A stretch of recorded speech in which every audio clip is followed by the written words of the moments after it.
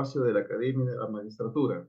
Es uno estrictamente académico que fomenta amplios debates en sectores especialmente vinculados al sistema de impartición de justicia, ya fuere para preparar o formar abogados aspirantes a incorporarse a la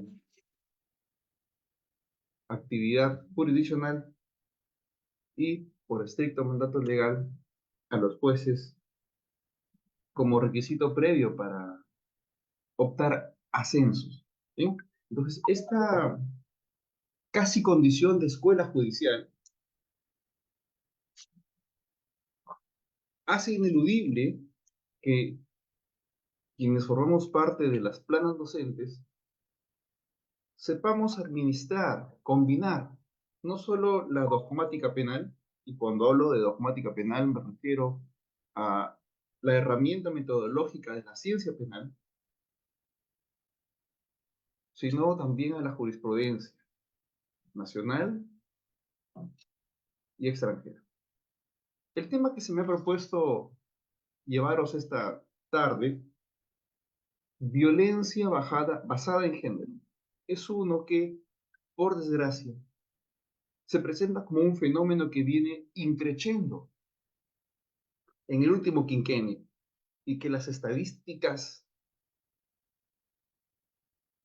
nacionales nos urgen a reflexionar profundamente en lo que viene sucediendo. ¿A qué me refiero con estadísticas nacionales? Sepan ustedes que los dos procesos, los dos tipos de procesos que más carga le generan al Poder Judicial en el fuero privado, en el derecho de la esfera civil, me refiero al de familia, en este caso como un sucedáneo del derecho civil, y en el proceso penal, son dos vinculados a formas de violencia de género. Más del 50% de la carga global del Poder Judicial está formada por demandas de obligación alimentaria en el fuero privado y procesos de omisión a la asistencia familiar en el fuero penal. Más de la mitad de todos los procesos conjuntos. No es una estadística regional de la libertad donde yo me encuentro, sino una estadística regional, una estadística nacional. Y esto es absolutamente preocupante, pues recordarán quienes están más cerca al derecho penal que cuando migramos al nuevo sistema procesal penal representado por el Código Procesal Penal del 2004, que entra en vigencia sucesiva y paulatina desde el 2006 para adelante, ese nuevo sistema que venía con regulaciones expresas de una importante cantidad de mecanismos de solución de conflictos distintos al juicio, como el principio de oportunidad, la terminación anticipada, la conclusión anticipada como último mecanismo. La idea sistémica era que estos casos que tienen una penalidad baja, y el delito de omisión a la asistencia familiar tiene una penalidad baja, no llegarían a juzgamientos, se iban a tener que solucionar por su propia naturaleza, incluso en sede de investigación preliminar, gracias a principios de oportunidad, y en el peor de los casos, en preparatoria con terminaciones anticipadas. Por alguna razón más sociológica que jurídica, eso no está pasando. Un reflejo similar, dado que se tratan finalmente de causas conexas, los procesos de omisión a la asistencia familiar en el fuero penal se desprenden o nacen de incumplimientos alimentarios de procesos por alimentos, tiene la misma y dramática suerte. Un embalsamiento absoluto de procesos en donde se fuerza judicialmente a un titular de la obligación alimentaria, por lo general y estadísticamente del género masculino, a cumplir una obligación que tiene no solo una raigambre normativa, sino incluso moral, elemental, básica. Es decir, el padre debe prestar subsistencia, asistencia a su menor. Y por alguna extraña razón, que estamos en pleno proceso de entendimiento, porque es un asunto más sociológico que jurídico, no sucede así. Y tienen que instarse a fuerza jurisdiccional en el fuero civil y aún con la amenaza de sanciones penales.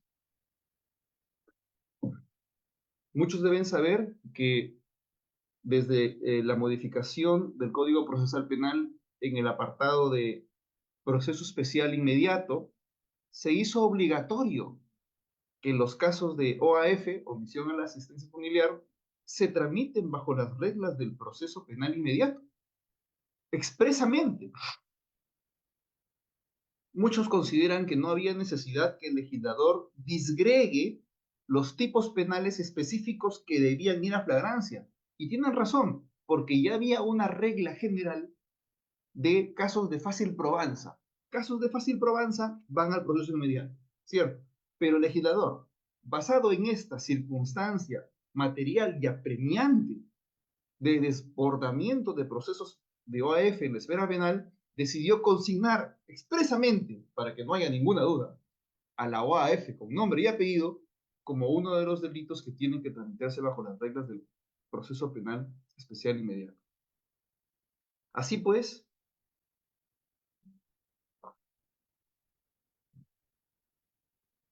las unidades de flagrancia, que con un gran esfuerzo de tiempo y sobre todo de presupuesto del Poder Judicial se vienen creando a nivel nacional. Trujillo inaugura dentro de una semana su unidad de flagrancia tipo 1, tienen que absorber también, por un asunto de necesidad, no solo los casos de flagrancia propiamente dicha, sino también los procesos especiales por omisión a la asistencia familiar, porque esos procesos superan la capacidad operativa de los jueces de investigación preparatoria de todos los distritos. Tienen que buscar ayuda. Bien, entonces es evidente que violencias basadas en circunstancias de género, a pesar de los ínclitos esfuerzos que viene realizando todo el establishment estatal, siguen produciéndose. Es errado pensar que este tipo de violencia solo se asocia a, como se nos enseñó hace 20, 15 años, a sectores de escasa formación educativa o sectores socioeconómicos C o D, según la estratificación que utiliza el Ministerio de Economía. Hoy día mismo se ha propalado la noticia que el día de ayer se ha condenado en primera instancia a un nada menos que congresista de la República por un delito de violación sexual, varón contra mujer,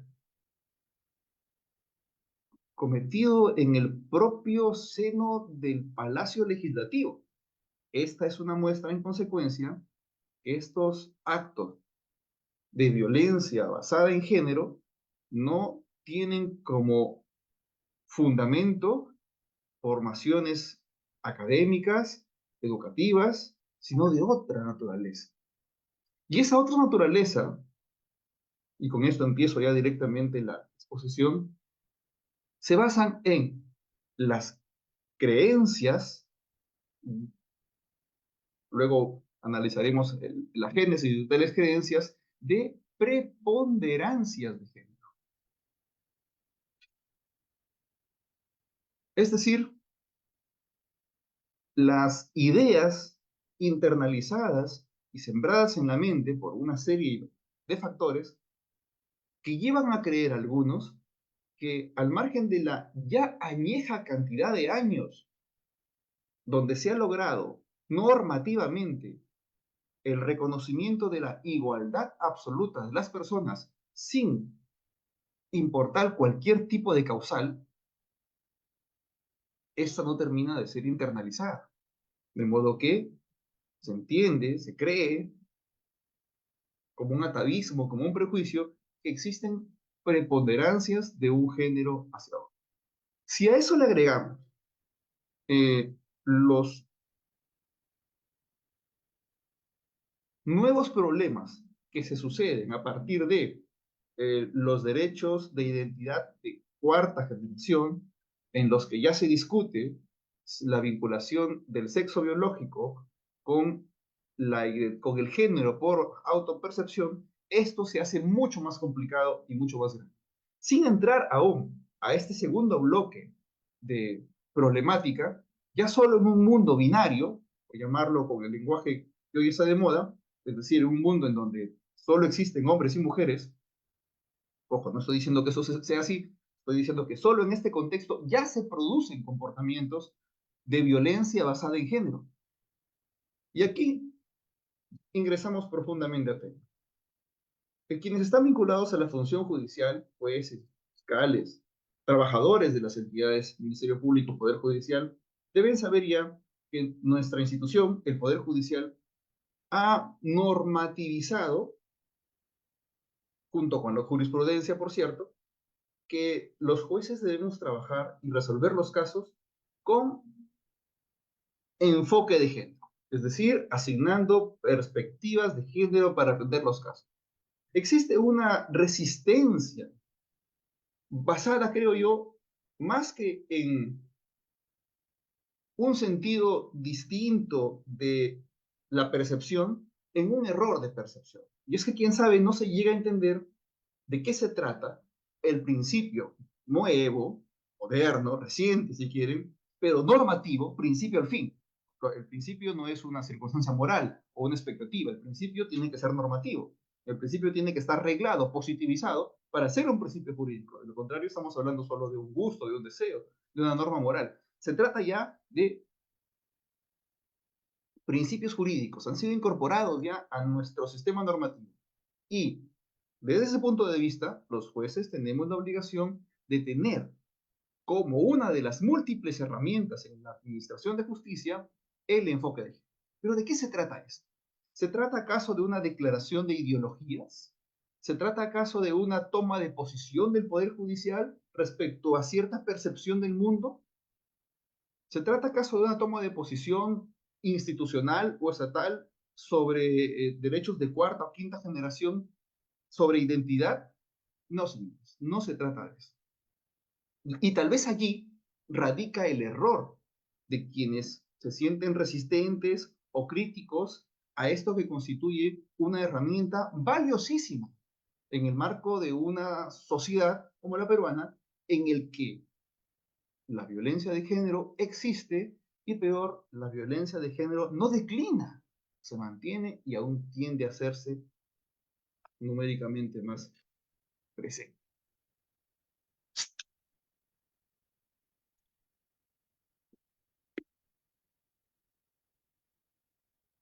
La justicia con un enfoque de género es una herramienta valorativa que tiene el juez, que parte del reconocimiento de las diferencias materiales, no normativas. Normativamente no tenemos ningún problema. No solo la Constitución, sino todos los convenios que hemos suscrito de derechos humanos parten del reconocimiento absoluto de derechos entre hombre y mujer. El problema no es normativo en consecuencia. El problema es material. Y estos problemas materiales reconocen que en determinados conceptos existen circunstancias que convierten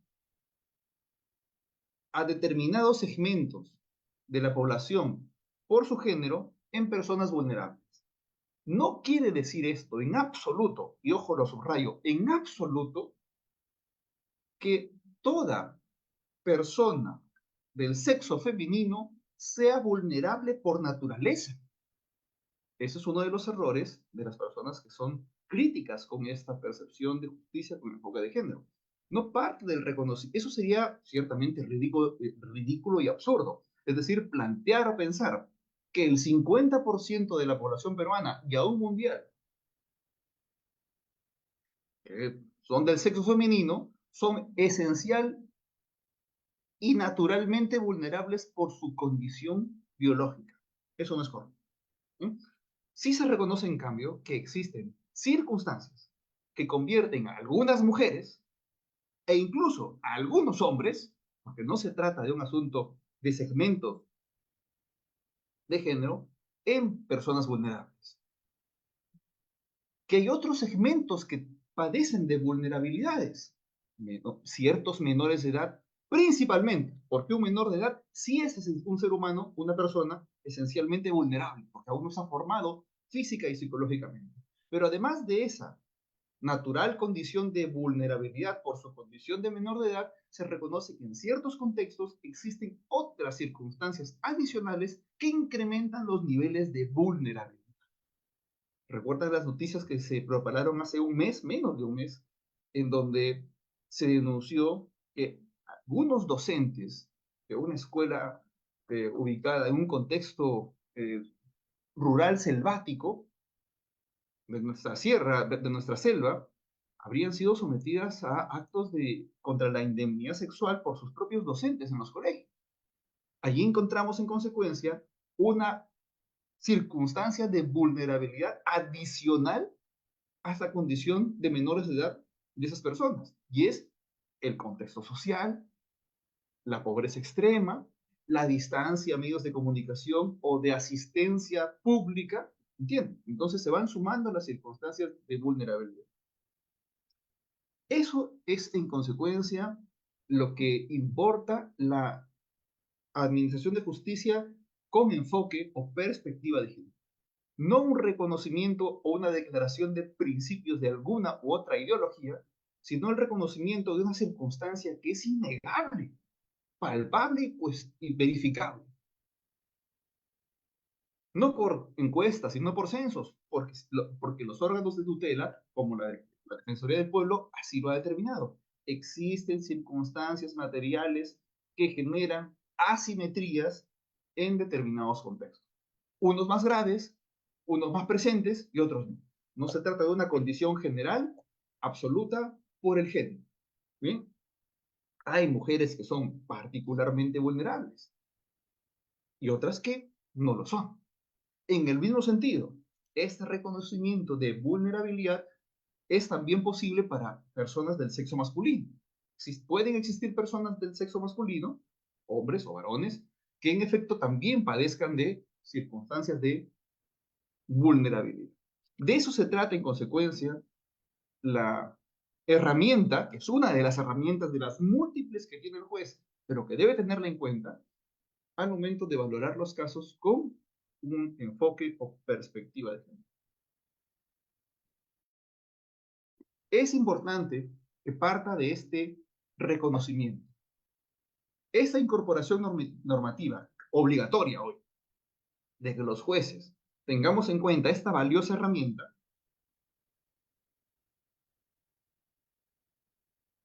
es válida, es adecuada, es necesaria, es importante.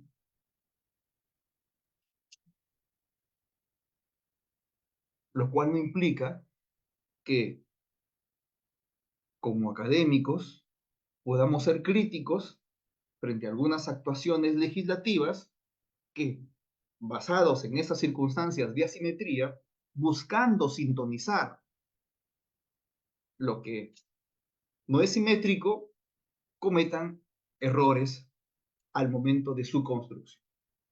Y es justamente en esas construcciones que como creaciones humanas pueden ser mejoradas, que tenemos el deber de trabajar y comentar. Por ejemplo, eh,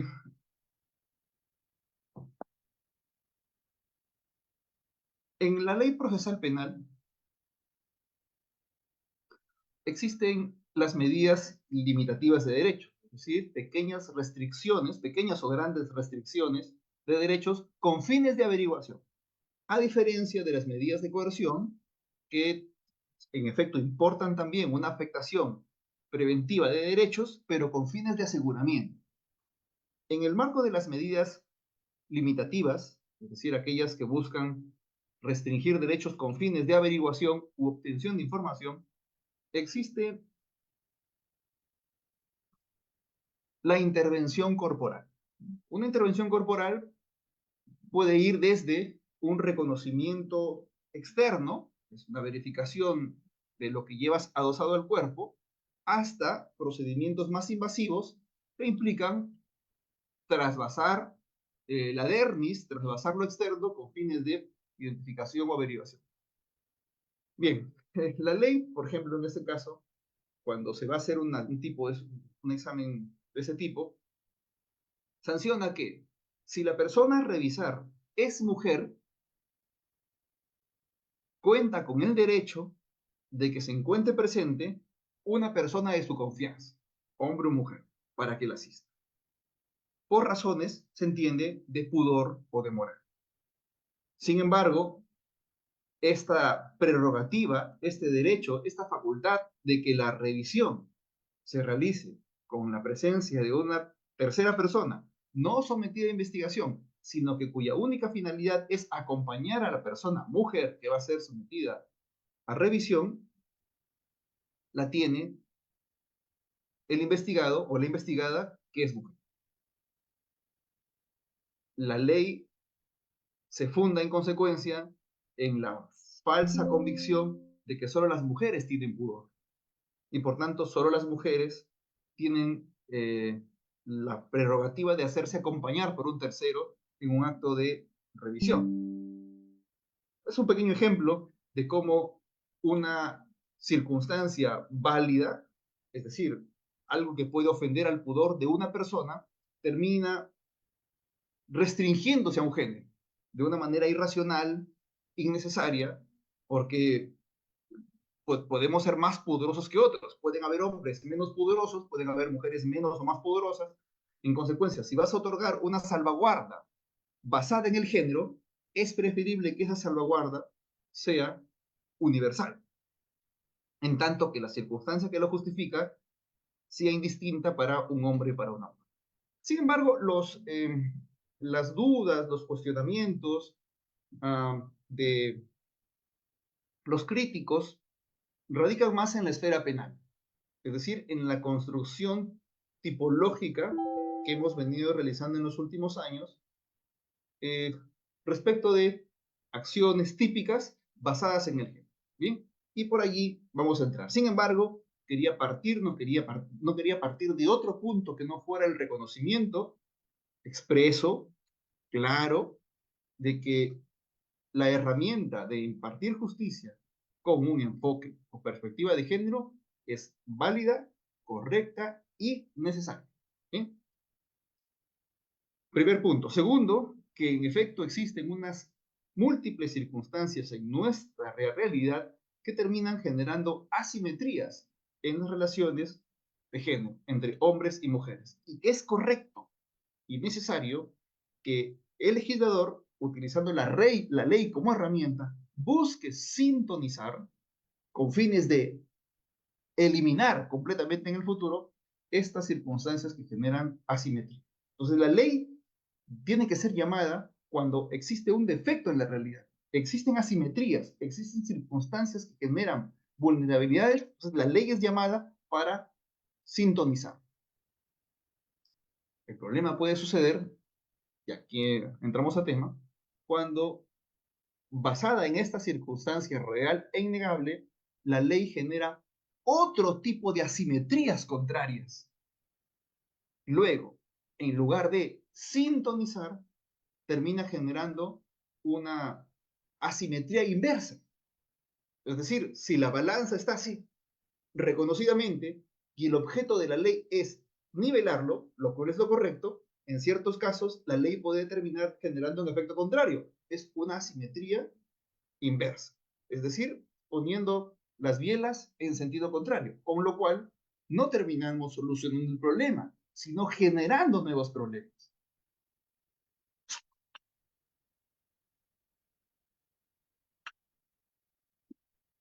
Quiero que noten ustedes, por favor, el título intencionalmente colocado de esta conferencia. Y es que existe una brutal diferencia entre los títulos violencia de género y violencia basada en el género. Yo prefiero lo segundo, tal como he denominado a mi conferencia.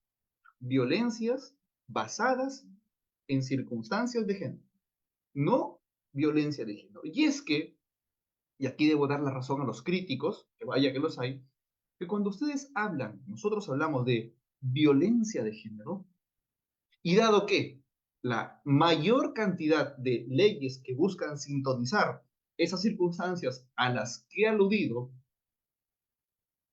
protegen, tutelan, preferentemente a un género versus el otro, el femenino versus el masculino, terminan generando la falsa creencia que hay un género esencialmente violento frente a otro género esencialmente no violento, receptor o pasivo. Resulta obviamente innegable que estadísticamente, en el grueso de los casos, estas violencias basadas en género se realizan en nuestra sociedad de hombres hacia mujeres. Es una regla estadística. Eso justifica que hagamos un reduccionismo proteccionista solo de un género al otro. Eso nos lleva a concluir, acaso, que es el género masculino el esencialmente violento, mientras el género femenino es el esencialmente violentado por una naturaleza intrínseca, biológica, natural, atávica, ancestral. Yo creo que la respuesta es no. De allí las críticas a los títulos o a los conceptos violencia de género, porque parte del reconocimiento, errado creo yo, de que un género es el que genera violencia frente al otro. Solo uno, es decir, la violencia del género masculino hacia el receptor pasivo femenino. Si seguimos esa línea de pensamiento, terminará siendo inevitable, como creo que viene sucediendo en el Perú en algunos casos, que las bielas se desnivelen y no terminemos solucionando el problema reconocido y existente, sino generando otros problemas de desintonía, esta vez inversa, de asimetrías inversas. Partir del reconocimiento en caso de que existen violencia de género y no violencias basadas en género, que es un concepto mucho más amplio, creo yo es la fuente de nuestros actuales problemas normales. En cambio, eh, reconocer lo que ya reconocí al principio, bajo una percepción de violencia basada en género, importa que, y aquí mi primera conclusión o afirmación de la exposición, que la violencia no tiene género. Es decir, la violencia no es ni masculina hacia lo femenino, ni femenina hacia lo masculino, sino la violencia es un desgraciado fenómeno humano que tiene múltiples formas de manifestaciones patrimoniales, robos, hurtos,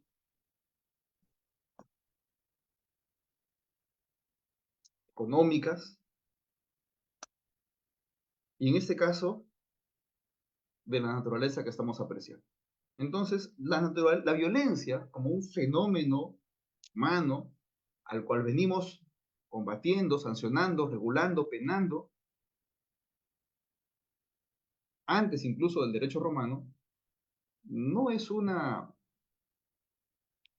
característica de un género sobre el otro. Hay ciertamente hombres violentos y hay, o puede haber, mujeres que realicen violencia basada en género. ¿Sí? Es menester determinar los factores que llevan a mayoritariamente varones tener conductas violentas respecto de mujeres para atacar el problema, para solucionar el problema. Lo contrario, generalizar, reducir la violencia a un género, no importa cuál, nos acerca más a dogmas ideológicos que a soluciones dogmáticas. Esos son los riesgos. En nuestro país, en el año 91 promulgamos un nuevo Código Penal, el que con múltiples parches y modificaciones está vigente hasta hoy, sin duda. En este código teníamos como primer tipo penal, es decir, inaugurando la parte especial, libro segundo, del código, al homicidio. Y el homicidio tenía unas formas agravadas. El tipo base en el 106 es un tipo penal común, pues en el Perú hemos utilizado la clásica fórmula de el qué. Ustedes leen el Código Penal y todo tipo penal que inicie o contenga como posible sujeto agente del delito, activo me refiero, el que es un delito abierto, es un delito común, un delito que puede ser cometido indistintamente por cualquier persona, al margen de su condición eh, de género. Los delitos especiales, es decir, aquellos que requieren de una condición sustantiva, específica, particular, distinta,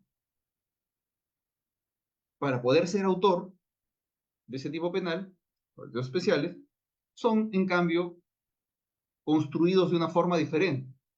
Se incorpora la condición como parte del texto, el funcionario público, la madre en estado puerperal, y tal. El homicidio, en consecuencia, es y siempre fue un delito común. A partir de allí existían formas agravadas, como el parricidio, una forma históricamente agravada del homicidio, inicialmente en su construcción original, patercidius, era simplemente matar al padre o a la madre. Esa forma se ha ido ampliando a los ascendentes, a los descendientes también, cónyuges, convivientes. Entonces, teníamos ya una protección especial basada en vínculos filiales,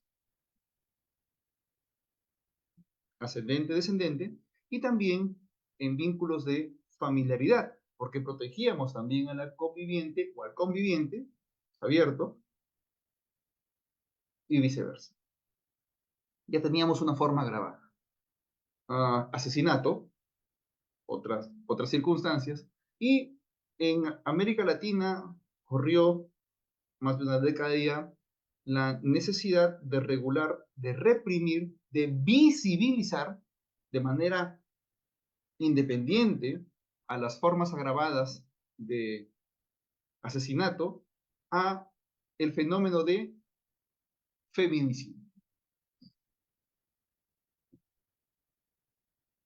Y es esta necesidad de visibilizar casos específicos de atentados contra la vida e integridad física, luego veremos el tema de las lesiones, voy a centrarme primero en los atentados contra la vida, de visibilizar independizando por diferentes mecanismos técnico-legislativos, pero visibilizando, relevando conductas donde las víctimas fueren mujeres y las agresiones tengan vinculación con circunstancias de género.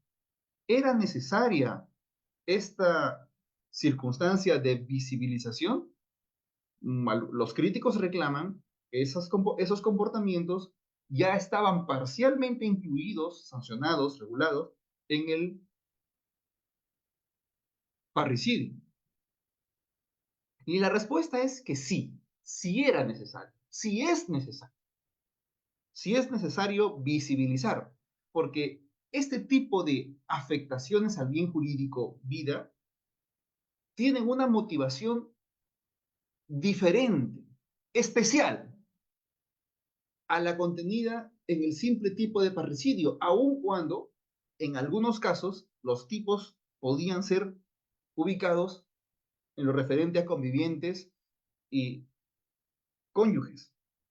Pero el abanico era mucho más amplio, las motivaciones eran sustancialmente distintas, de modo que en efecto resultaba necesario, válido, legítimo, realizar esa individualización, no necesariamente con incrementos de pena.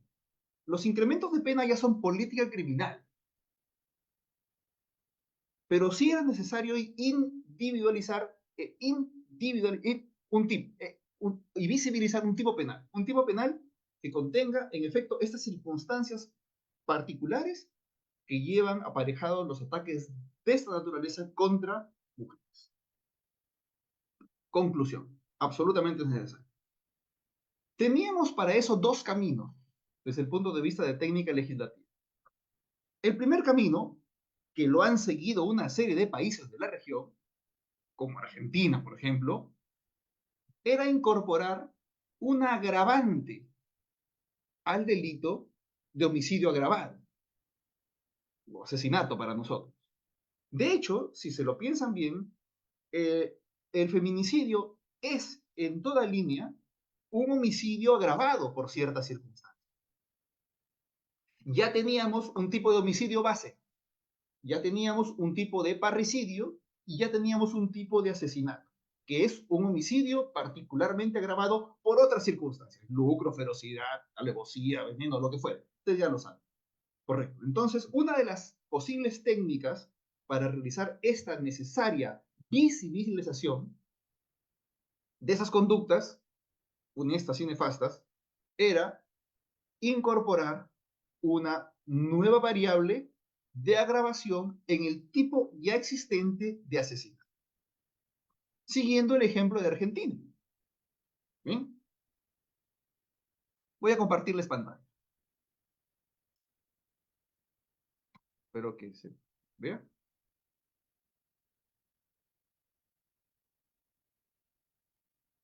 Sí se visualiza, doctor. Gracias.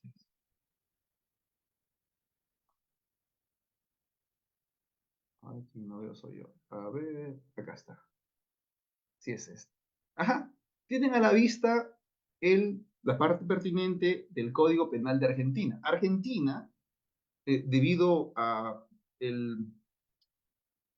la vertiente ideológica de los gobiernos que se han sucedido hasta antes de Milei, es un referente para quienes defienden la necesidad de un tipo específico con ciertas características específicas. No estoy hablando de un país que se ha caracterizado por ser de derechas, bueno, antes de Milei, quiero decir.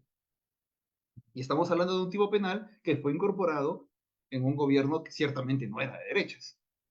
El artículo 80 del Código Penal, que es una forma de, para nosotros, asesinato, es decir, su homicidio agravado, reclusión perpetua, prisión perpetua y tal. Y ven ustedes la larga lista preexistentes ya, venían con de recién. ¿Qué hacían? Al homicidio agravado. Muchas de ellas similares a las nuestras. Vean acá, el 2. Ensañamiento, alevosía, veneno, procedimiento insidioso. Vean el 1, ascendente, descendiente, cónyuge, excónyuge. Nuestro parricidio. Lo tenían allí en un solo bloque de homicidio agravado. No consideraron necesario disgregarlo en múltiples, solo el 79 es el homicidio simple, más arriba está, y acá está el homicidio agravado. Acá está precio, promesa, para nosotros lucro, placer, codicia, recuerden, temas, elementos muy parecidos al nuestro, por peligro común, dos o más personas, etc. Muy bien. Y aquí tenemos el 11, incorporado, y ustedes lo ven aquí, lo estoy señalando, con una ley de diciembre del 2002, 12 años hace, justamente cuando esta ola de necesidad de visibilización se hace patente en América Latina. Estamos hablando de entre 15 años hacia adelante. Y el texto es el siguiente. A una mujer, cuando el hecho sea perpetrado por un hombre mediante y mediare violencia de género. a una mujer cuando el hecho sea perpetrado por un hombre y mediare violencia de género. La primera y más notoria diferencia es que este inciso del artículo 80, a diferencia del feminicidio peruano, allá le dicen femicidio, por si acaso, no feminicidio, femicidio. No es un delito común, es un delito especial. Porque si se fijan, no cualquiera puede ser autor del delito, de esta grabación por lo menos, sino perpetrado por un hombre. Dos son las circunstancias objetivas que configuran la agravante. Bueno, tres si se la quiere ver desde el punto de vista de la víctima. Primero, que la víctima sea una mujer. De hecho, esa es la naturaleza de la visibilización del feminicidio, que la víctima siempre sea solo una mujer.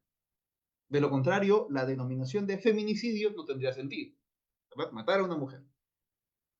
En eso coincidimos.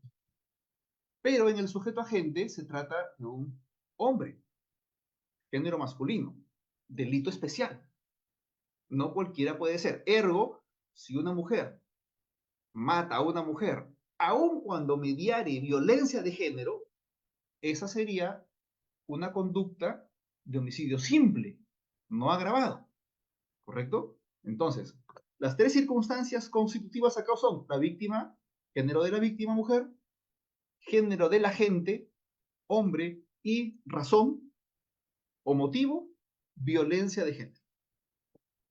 Entonces estamos hablando de una construcción de un tipo penal de feminicidio en la forma más pura y dura, la que defienden los grupos más ideologizados. Fórmula, sin embargo, que nos trae algunos problemas. Luego lo veremos, solo estoy presentando ahora el caso. Solo estoy presentando el caso.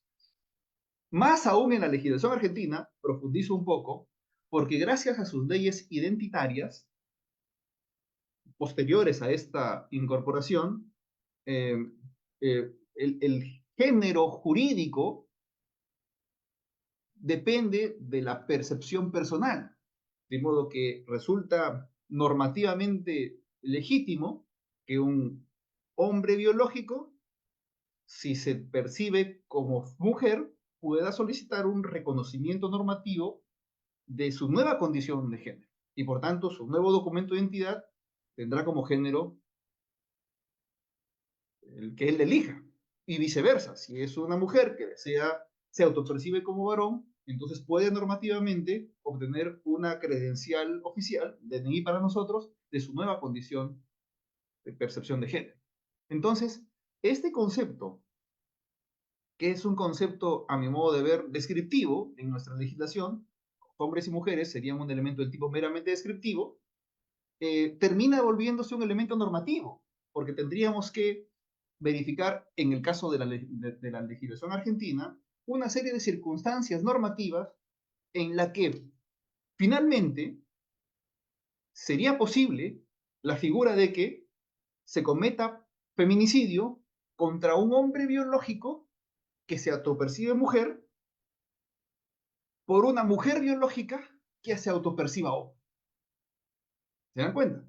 Pero esos son problemas derivados ya propios de la legislación argentina, que sin embargo son teóricamente posibles en otros ordenamientos en los que se pueda llegar a incorporar ese tipo de legislación. Entonces, lo que quiero ver es que, hacerlo notar es que cuando uno elige el camino técnico de hacer tipos especiales por la víctima o por el agente, pueden terminar generándose este tipo de problemas.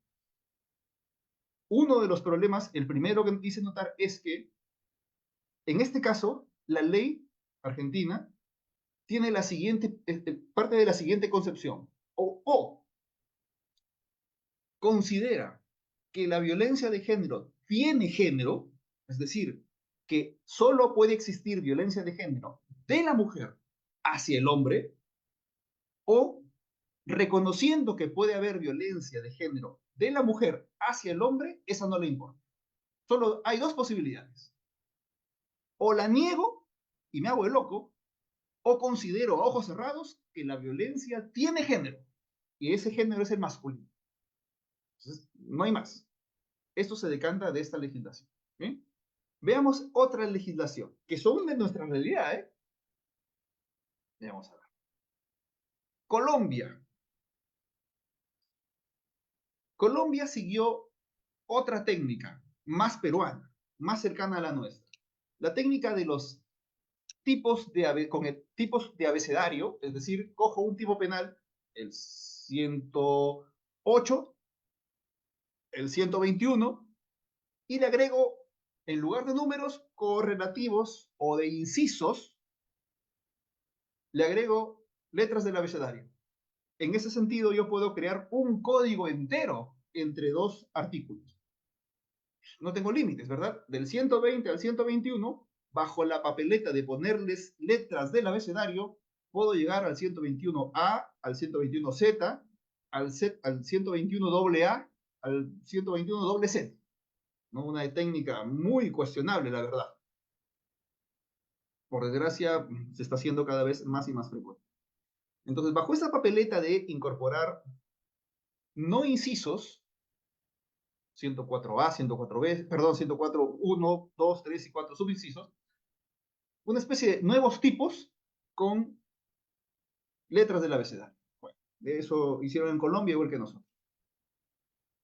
Vean ustedes qué pasa en Colombia. Causa la muerte de una mujer, nuevamente vemos esta condición, de ser, que no puede ser de otra forma, ¿verdad? Si no le ponemos a una mujer, deja de ser feminicidio.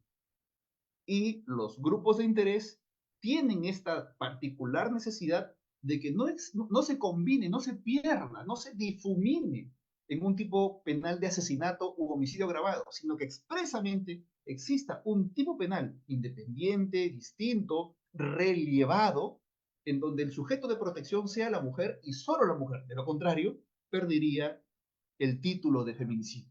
Entonces aquí también el feminicidio tiene este título. ¿Por qué? Porque el sujeto agente, perdón, el sujeto pasivo es necesariamente una mujer. Y le agrega esta cláusula que es familiarísima para nosotros, porque es exactamente la misma, por su condición de mujer, que es similar a la que tenemos nosotros en Perú, en el 108B, ¿verdad? Es similar. Causar la muerte de una mujer por su condición de tal. Claro, es lo mismo por su condición de mujer o por su condición de tal. Y le agrega una cláusula que también es común en los ordenamientos latinoamericanos, pero que nosotros no tenemos, o por motivos de su identidad de género, en donde concurran cualquiera de las siguientes variables, que en efecto son también bastante similares a las que tenemos nosotros. Tener o haber tenido una relación familiar, convivencial, sentimental, de amor, de amistad, lo que fuera, ¿no? Y una serie de circunstancias que están ahí. Esto es en Colombia, vean ustedes. Dejo un minuto para que le tenga un screen si gusta.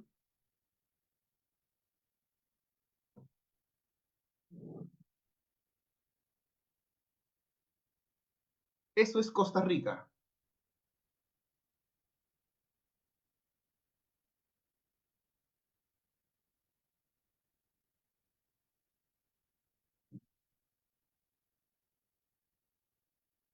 Tenemos el homicidio calificado, nuestro asesinato.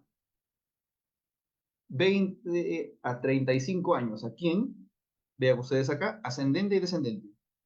Nuestro parricidio. Encontramos nuevamente esta fórmula en donde bajo un único rubro de homicidio calificado se acumulan, se incorporan todas las formas posibles de agravación. Nuestra técnica en Perú ha sido disgregarla, ¿verdad? Asesinato, por un lado, parricidio por otro. Vean ustedes, menores de edad, altos oficiales públicos, veneno, promesa, o sea, lucro.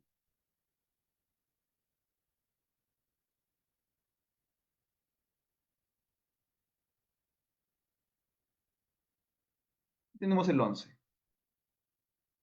También agregado, no hace mucho, 2022, a una persona por motivos de odio a causa de pertenencias a grupos etarios, o sea, por edades, raciales, étnicos, religiosos, de nacionalidad, opinión política, orientación sexual, identidad, género, discapacidad, características genéticas. Una larga lista en las que obviamente se encuentra incorporada la violencia basada en género. Miren la enorme diferencia de este tipo penal con los que hemos venido apreciando hasta ahora. La peruana, la colombiana, la costarricense, ahora mismo veremos la chilena, que también es un referente de la cultura feminista de cuarta ola, porque no se trata de un delito especial desde el punto de vista de la víctima. Es decir, esta legislación reconoce la posibilidad de lesiones al bien jurídico vida por razones de género y otras, religiosas, raciales, de expresión de género, de identidad de género, de características genéticas incluso, es decir, una larga lista de variables, pero no pone límites ni al género del sujeto activo ni del sujeto pasivo. Es decir, la víctima, claro que puede ser una mujer, pero también puede ser un varón. El sujeto agente activo, el comitente, claro que puede ser un hombre, pero puede ser una mujer, si se produce el caso. No se trata en consecuencia de un delito especial, ni por la condición del sujeto agente. En Argentina se trata de todas líneas de un delito especial. Ahora veremos en el Perú, aun cuando el tipo penal no dice que la gente tiene que ser un hombre, la Corte Suprema nos ha dicho, en acuerdo plenario, que sí, que es un delito especial. A contraleyem, creo yo, pero vamos, que así está. En este caso, claramente se trata de un tipo penal común. Y como referencia final, Chile, que tiene la característica de tener el código penal más antiguo de América Latina,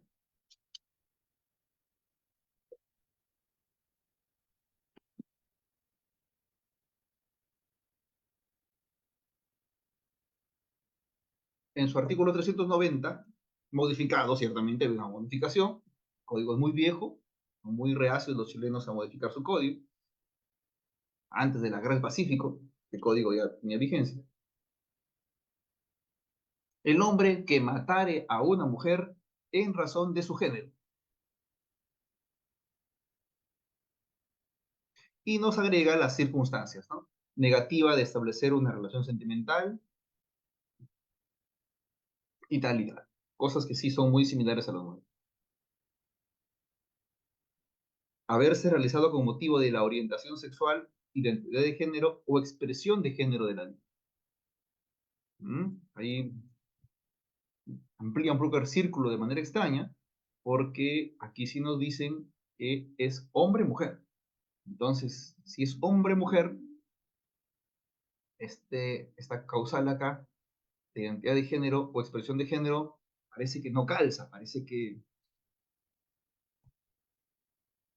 es preparatoria a un aspecto normativo, a un espectro normativo similar al argentino, que donde el género sea dependiente de la voluntad de cada persona. Bajo esa lógica normativa, sí se entiende este inciso 4. De lo contrario, parece incompatible. Porque ya el tipo penal chileno, expresamente, como el argentino, no tanto como el peruano, menos como el costarricense, sí expresamente nuevamente establece que la gente tiene que ser un hombre y la víctima una mujer. Bien, voy a dejar de compartir. un breve panorama, un repaso de el tratamiento normativo del feminicidio en América Latina.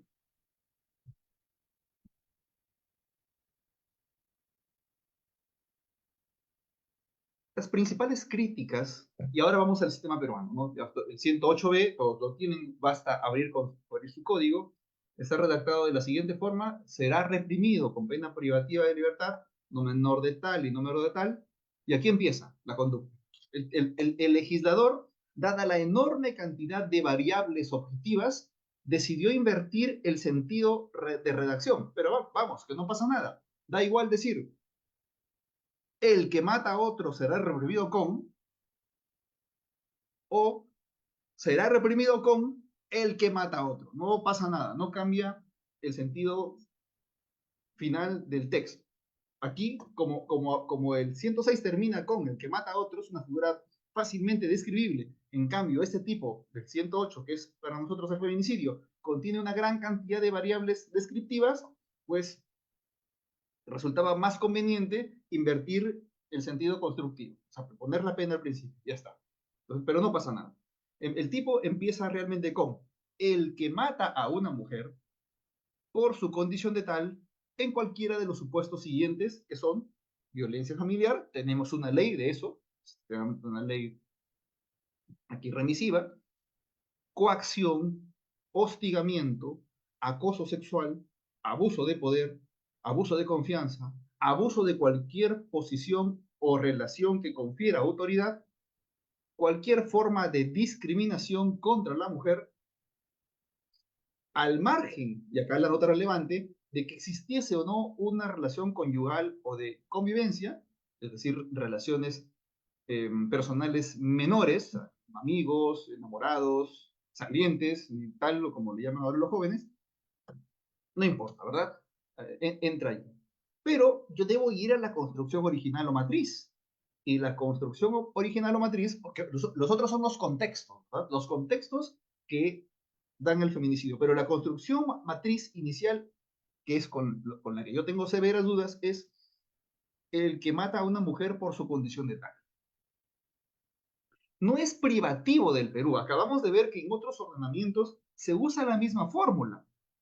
El que mata a una mujer por su condición de mujer es exactamente lo mismo que decir el que mata a una mujer por su condición de tal. Es exactamente lo mismo, da igual. Y esta es la construcción típica que genera más dudas que certezas y que da chance a los críticos para cuestionar la existencia de el tipo penal de feminicidio. Y es que cuando se consigna matar a una mujer por su condición de tal, uno piensa inmediatamente en misoginia, ¿verdad? Es decir, el atentado contra la vida, la muerte, se genera no contra una mujer en específico.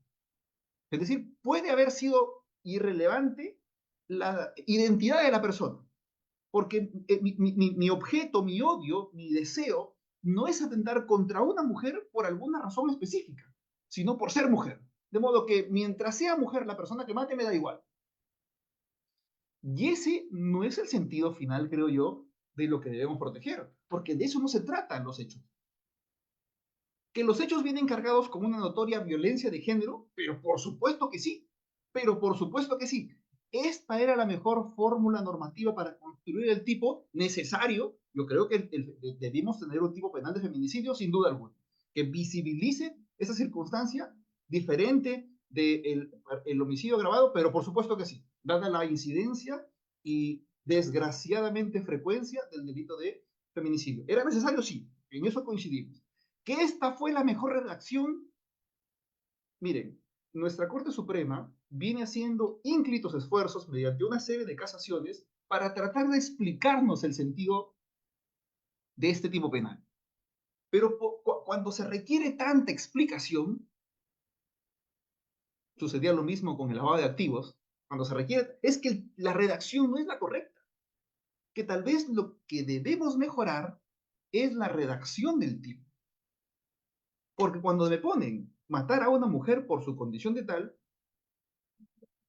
sugiere de primera y creo yo más válida interpretación es, bueno, se trató de un homicidio, de una especie de grupo de tarea que va por allí buscando selectivamente acabar con mujeres, al margen de quién fuere, al margen de su identidad, no importa que se conozcan o no, lo que él es odia a la mujer y quiere generar un daño a la mujer por su género, como si se tratara de una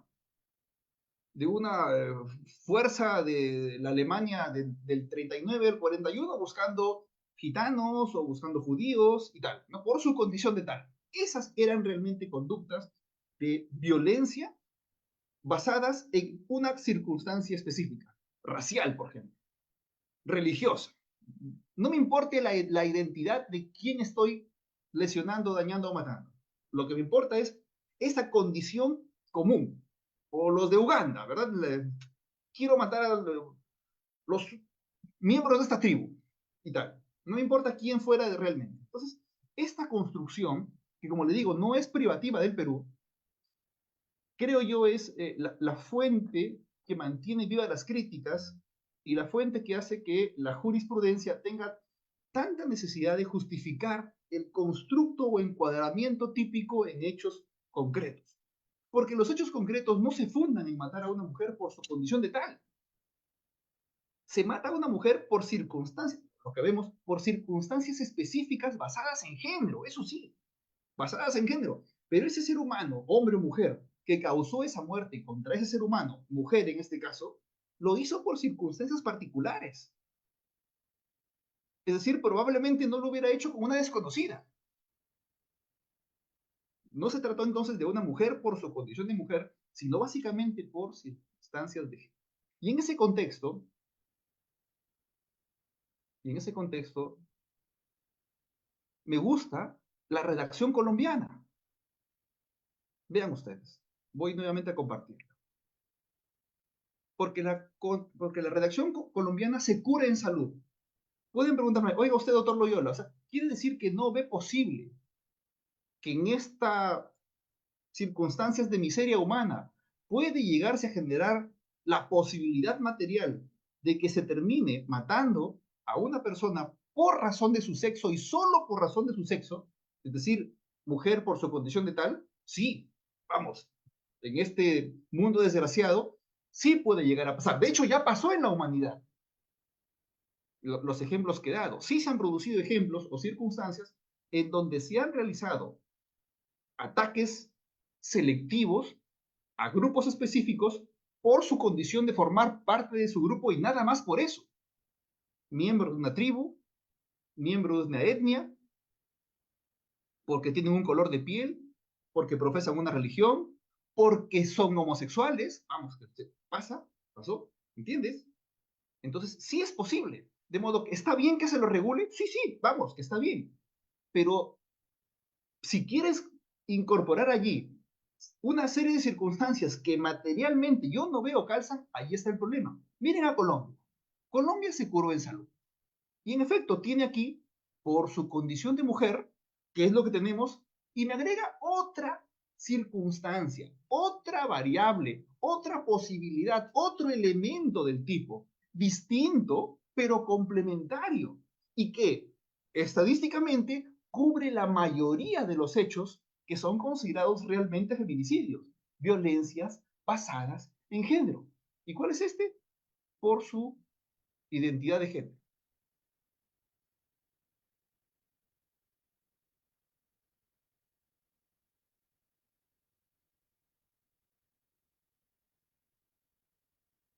Imagínense ustedes un tipo penal en Perú que diga lo siguiente: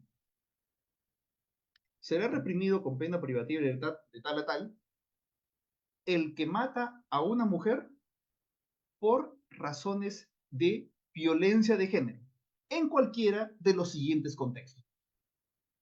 O mejor aún, será reprimido con pena privativa de libertad el hombre, perdón, el que mata a una mujer por su condición de tal o por razones de violencia de género. Y dejamos en la norma un espectro mucho más amplio donde es más fácil tipificar si es una muerte realizada por razón de mujer, por su condición de tal, como pasó en Uganda, como pasó en Serbia, como pasó en Alemania nazi, bien, lo calificamos allí. Y si se trata de un hecho en donde un ser humano mata a una mujer por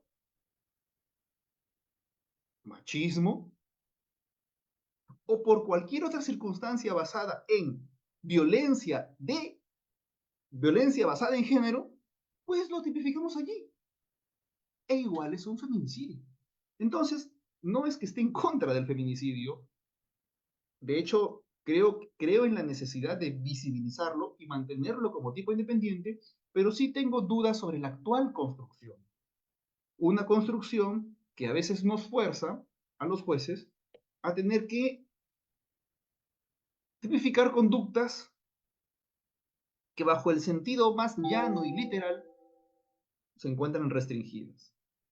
Una modificación normativa en el que en efecto se precise que el agente, más que matar a una mujer por su condición de tal, lo hace por una serie de factores y variables propios de la violencia de género, creo que sería mucho más sencillo y más coherente con lo que realmente pasa. Es decir, la razón estadística mayoritaria de las razones de los feminicidios actuales. ¿Bien? Eso es desde el punto de vista de la construcción típica. Ahora, el siguiente problema. Reconociendo como lo he reconocido la necesidad de tener un tipo penal que proteja de manera específica a la mujer como género que estadísticamente sufre la mayor parte de la violencia basada en género, debo, como metodólogo, como científico, como amante del derecho penal, plantearme otro problema.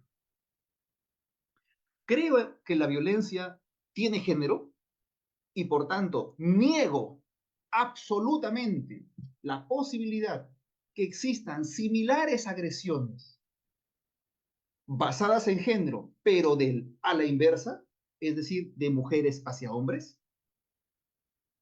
Si concluyo que la violencia tiene género, que ese género es masculino, no pasa nada. Está bien como estoy. No pasa nada. Dejamos el 108 así o lo modificamos como yo propongo, incorporando para clarificar circunstancias de género, o concluimos que en efecto la violencia realmente no tiene género, no es privativa de un género específica e ineludiblemente. Y por tanto existe la posibilidad material, que de hecho sucede en casos, que se produzcan agresiones bajo la misma circunstancia,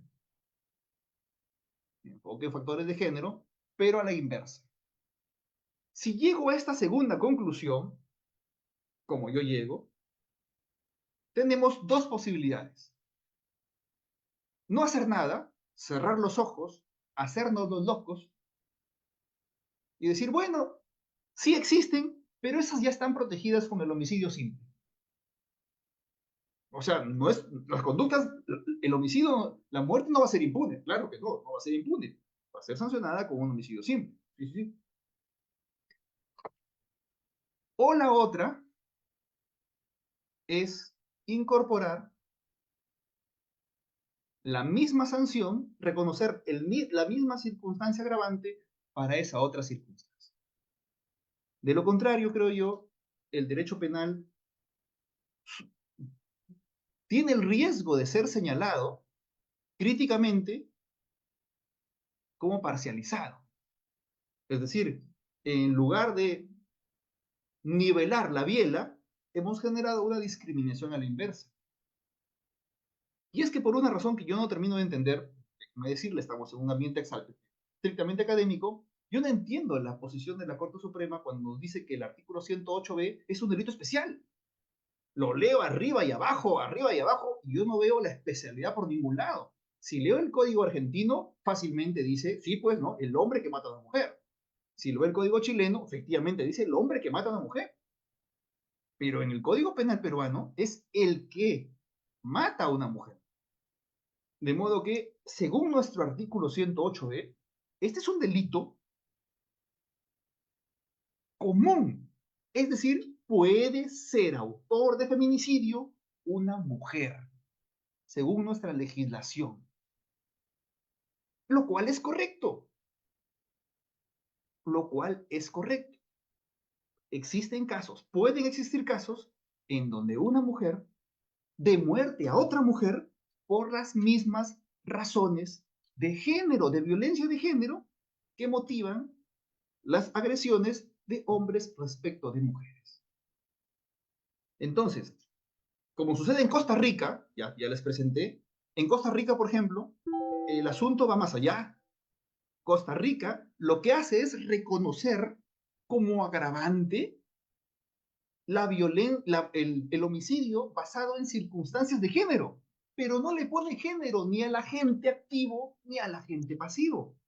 Es decir, igual puede ser autor de estos delitos de homicidio agravados por violencia de género un hombre que una mujer, en tanto que la víctima puede ser también un hombre y una mujer.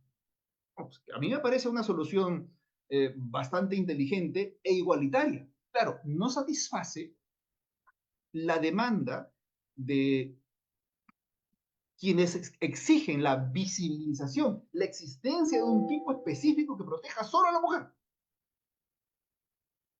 Cosa con la que en Perú, dada la frecuencia estadística de las agresiones, en donde en efecto son más hombres que agreden a mujeres, yo creo que es necesario. Pero no dejo de reconocer que también es necesario, por un asunto de igualdad y de reconocimiento de que la violencia no tiene género, de que se regulen posibles agresiones, como la ley lo permite, de mujeres, hoy solamente hacia mujeres. Existe en consecuencia una conducta que en el Perú hoy no está sancionada con la agravante. Cuando una mujer, por razones de violencia de género, mata a un hombre. Esa conducta no está tipificada como agravante, no es obviamente feminicidio, no es asesinato y por tanto es homicidio simple. En consecuencia, si eso pasa, la pena mínima es 6 años. En tanto que en tanto que el delito de feminicidio hoy, cuando se mata a una mujer, ya vimos que puede ser incluso una mujer, la pena mínima es 20, pudiendo ser de hasta 30 si concurre alguna circunstancia de agravación, lo cual no parece terminar siendo equilibrado. ¿Eh? Bien, parte de los requisitos de la exposición, que dura hora 30, es dejar libres 10 minutos, cuando menos, en caso hubiera preguntas. Hemos llegado a las 6:20, por tal motivo, abro la posibilidad de que se formulen preguntas, críticas o comentarios. Gracias, estimado doctor Manuel. Los discentes que deseen plantear algún comentario, alguna pregunta, pueden levantar la mano, por favor, para poderles dar el acceso.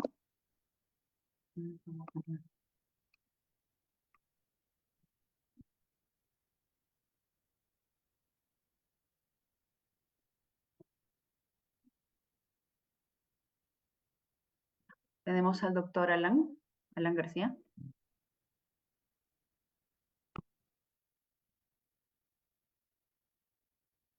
Sí, pueden hacerlo a viva voz, pueden hacerlo por el chat, si gustan, no sé cuál es el mecanismo. Yo encantado, estimados colegas, de absolver sus inquietudes o de recibir sus críticas, porque acá estamos en un ambiente académico. No pasa nada si ustedes me dicen lo que se dice no tiene sentido y tal, y muy bien, y lo debatimos. En orden tenemos al doctor Alan Fabricio, luego al doctor Michael Ernesto y luego a la doctora Ana Villanueva. Buenas noches, doctora. No, disculpe, no levanté la mano. Ya, doctor. Entonces, ¿podríamos pasar con el doctor Michael Ernesto? Sí, muchas gracias. Doctor Manuel, buenas tardes. Muy Estimado colega, interesante. ¿cómo está usted? Qué gusto verlo por esos lares. Un Sí, distinguido colega bien. fiscal de la libertad. Gracias. Escuchaba muy atenta su disertación y como siempre usted bastante puntilloso, si cabe el término. Yo quisiera, en todo caso, básicamente al punto que usted ha planteado, si no le seguí o de repente si le copié mal o le entendí mal, usted plantea una suerte de que con la regulación que se hace por la violencia contra la mujer, se está haciendo una suerte de tratamiento diferenciado. En tanto a la violencia del hombre no se da ese tratamiento. Digamos, si me permite la reducción a la simpleza, a la conclusión que he llegado. Sin embargo, yo le pediría una reflexión respecto a lo que establece la ley 30364, que es la violencia contra la mujer y los integrantes del grupo familiar, específicamente eh, en el artículo 4, esta ley regula los enfoques con los cuales se debe manejar por los operadores jurídicos, llámese fiscales, jueces o abogados, cómo deben tener un tratamiento respecto de estos casos.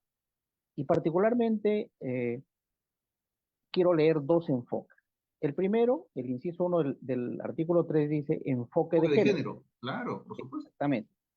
Dice, reconoce la existencia de circunstancias asimétricas en las relaciones entre hombres y mujeres construidas sobre la base de las diferencias de género que se constituyen en una de las causas principales de la violencia hacia las mujeres.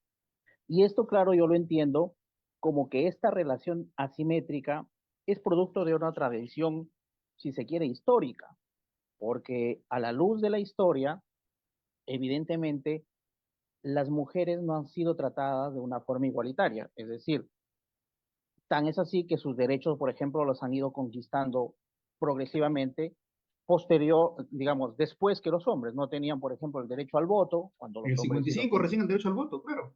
Exactamente.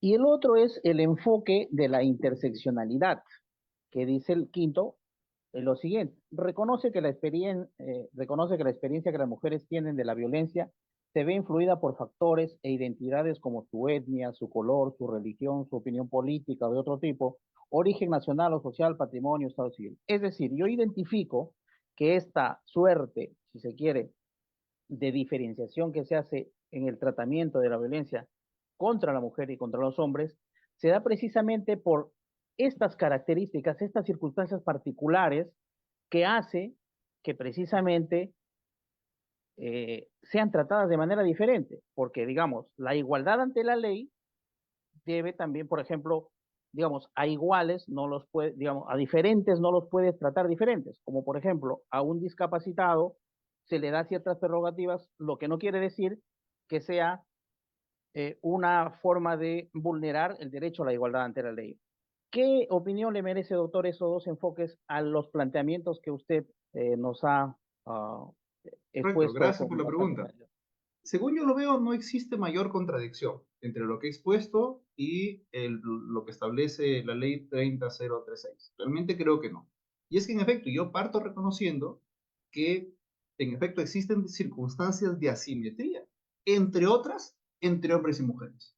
Pues como bien lo han dicho, la mujer ha ido consiguiendo derechos paulatina y tardíamente, al punto que, de hecho, creo que tu mamá y mi mamá al nacer no tenían derecho al voto. Bueno, mi mamá ya tiene 80 años, ¿no? Y si van en ese rango, o sea, no estamos hablando del siglo pasado de la colonia, realmente ha tardado el reconocimiento normativo de absoluta igualdad, peor el acceso a la educación.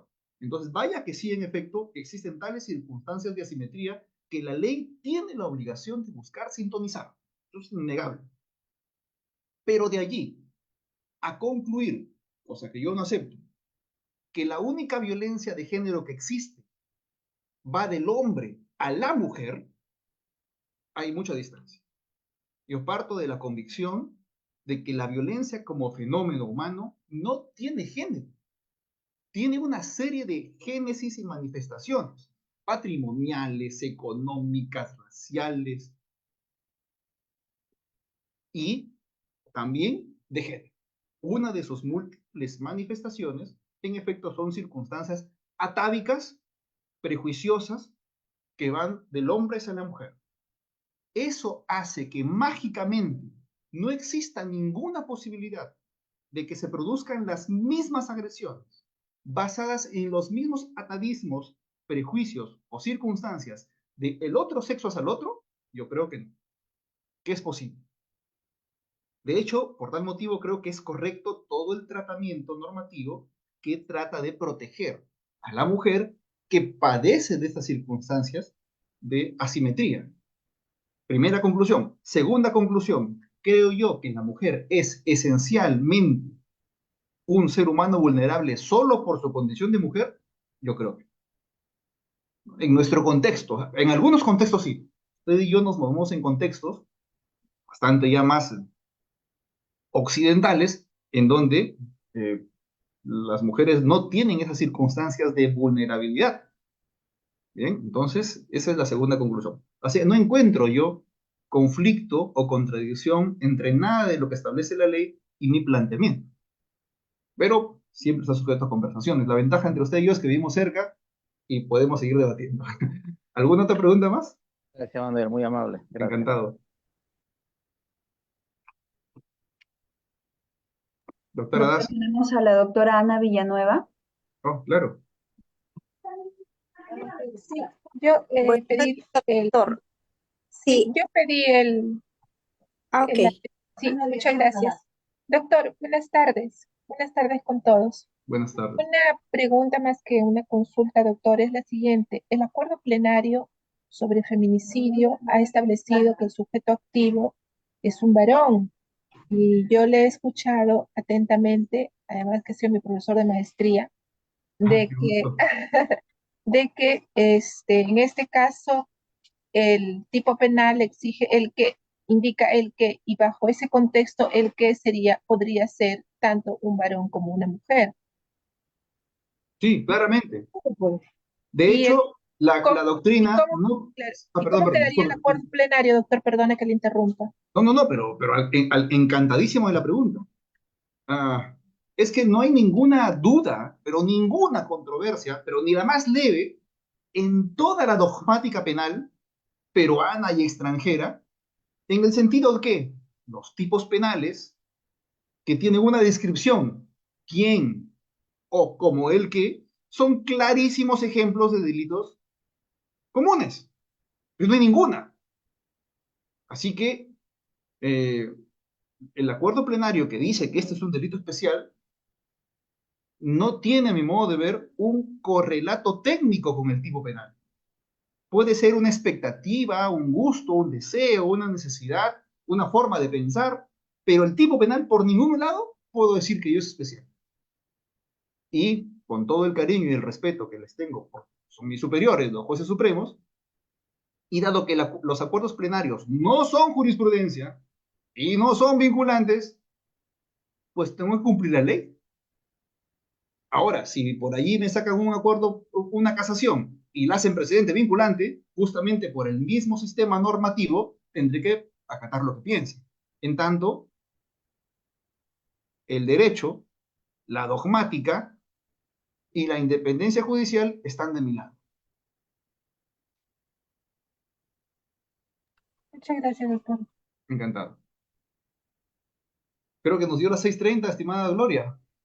Sí, doctor, pero no sé si podría brindar Si alguien tiene otra pregunta, yo encantado. la doctora Ana Rosa Daza también levantó la mano. Doctora, ¿usted está en sala? Sí, yo hice la consulta, muchas gracias. Ya, conforme. Tenemos entonces... Bien, entonces agradezco, estimada señora. Si no hubiera otra pregunta. Sí, doctor, Ajá. si me permite. Gracias, buenas noches. Solamente esta manera de comentario sobre lo que usted ha señalado respecto al artículo 108, ¿no? En el que señala usted, y concuerdo, que no ha sido digamos, el legislador no ha sido muy feliz al redactar este artículo en cuanto a los contextos, ¿no? Porque lejos de ayudarnos a tipificar las conductas de los agresores para los operadores de justicia, nos ha venido complicando mucho en el tratamiento sobre esta problemática que en algunos contextos socioculturales, como en el que yo me desempeño en la zona de sierra, es muy, muy complicado, ¿no? Digamos, y aparte de los jueces, se nos pide mucha rigurosidad en cuanto a cuál de los contextos, y estamos luchando en esa batalla todos los días, ¿no? Que si no encaja en esta, si cumple los requisitos para que sea el otro contexto. ¿No cree usted que esto debería ser modificado, mejorado? No sé, esta norma respecto al artículo 108 y específicamente sobre los contextos? Gracias. Sí, creo que ha sido parte del planteamiento de la exposición, que, y para que no se crea que es un postulado vacío o personal, he expuesto tipos de legislación extranjera, en donde, como la colombiana, se consigna nuestra forma básica, es decir, que el homicidio se produzca contra una mujer por su condición de tal, que en efecto cubre un aspecto, o mejor dicho, un espectro posible de agresiones, pero minoritario en la práctica, y agregó otro espectro que es realmente, creo yo, el kit central de la construcción o de la necesidad de un tipo de feminicidio independiente y autónomo, o por lo menos distinguido, que es que el hecho, que la agresión, que la muerte, que la lesión, en este caso hablamos solamente de homicidio, se produzca por una circunstancia de violencia de género, o violencia basada en género, que es más compatible con los enfoques que regula la ley, que ciertamente son las cosas que más se producen. Ex esposos, ex novios, amigos que tienen pretensiones y fueron rechazados, etc. Entonces, eso no es matar a una mujer por su condición de tal, a pesar que estamos tratando de estirar el conflicto, porque esa persona dirigió su conducta por razones específicas contra esa mujer y solo contra esa mujer. No formó parte de un grupo de tareas que se ve el mundo exterminar mujeres, cualquiera que fuere, que es la interpretación más cercana y correcta de matar a una mujer por su condición de tal. La identidad no importa, importa su género. Voy por el mundo, voy a un colegio de mujeres y disparo a mansalva, a matar a cuanta mujer pueda, porque allí sí estoy matando a una mujer por su condición de tal. Aquí importa la identidad de la gente y la identidad de la víctima. Yo, contra esa persona, contra esa mujer, genero una violencia que se basa en abismos, prejuicios, machismos, es decir, circunstancias de género. Entonces, ¿qué nos falta? Sí, pues nos falta complementar eso. Por ahora, los jueces tratamos de estirar un poco la interpretación para calzar todo esto, que son violencias basadas en género, en el concepto parcial, creo yo todavía, de matar a una mujer solo por su condición de tal. Y esta construcción deficiente la que alimenta las críticas externas de quienes, también por razones ideologizadas, son de la vereda contraria al feminismo de cuarta ola. No, los jueces tenemos que ser imparciales y ver el tema técnicamente. Entonces, si me preguntas cómo me sentiría más cómodo, sí, yo me sentiría más cómodo con una redacción más cercana a la costarricense o a la colombiana, en donde incorpora expresamente variables de violencia basada en género, y no la fórmula más polémica, difícil de mujer por su condición de tal. Esa es mi respuesta. Muy bien. Con la cámara prendida, papi. Bueno, buenas, doctor. Gracias por esta conferencia, estimados discentes. A partir del 9 de septiembre se les estará dando a conocer para que puedan obtener sus certificados. A nombre propio y de la Academia de la Magistratura, nuestro agradecimiento, estimado doctor Manuel Oyola. Hasta una nueva oportunidad. Buenas noches con todos. Gracias, muy amables.